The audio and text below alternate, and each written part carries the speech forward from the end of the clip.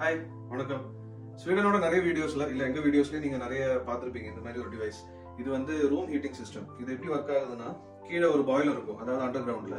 அங்க வந்து அது தண்ணி ஹீட் ஆகி ஸ்டீம் வந்து இந்த ரெண்டு பைப் இருக்குல்ல, இந்த ரெண்டு பைப்ல ஒரு பைப் வழியா உள்ள எடுத்துட்டு வரும் ஸ்டீம். ஸ்டீம் வந்து இங்க வந்து மேல் பகுதியில ஸ்டீமை டிஸ்ட்ரிபியூட் பண்ணும். ஸ்டீமை டிஸ்ட்ரிபியூட் பண்ணிட்டு ஸ்டீம்ல இருக்கிற டெம்பரேச்சர் இங்க ரூம்ல சர்க்குலேட் பண்ணதுக்கு அப்புறம் அந்த ஸ்டீம் வந்து தண்ணியா மாறிடும். தண்ணியா மாறி அந்த கூலான தண்ணி வந்து திருப்பி இன்னொரு பைப் வழியா திருப்பி பாய்லருக்கு போகும். அப்படிதான் இந்த டெம்பரேச்சர் வந்து மெயின்டைன் ஆகிட்டு இருக்கு.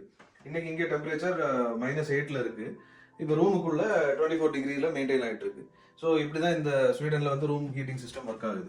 அதே மாதிரி வெளியில வந்து டெம்பரேச்சர் அது கம்மியா இருந்தாலுமே உள்ள அந்த டெம்பரேச்சர் வராம இருக்கிறதுக்கு 2 லேயர் போட்டிருப்பாங்க கிளாஸ். இதுல இன்னொரு டவுட் எல்லாருக்கும் என்ன இருக்குன்னா, குழந்தைங்க எல்லாம் வந்து தொட்டா இல்லை நம்மளே தொட்டா வந்து சுடுமான்றது. நான் இப்போ தொட்டுட்டு இருக்கேன், அவ்வளவு சூடுலாம் இல்லை, ஹீட் வருது, ஆனா கையெல்லாம் சுடாது.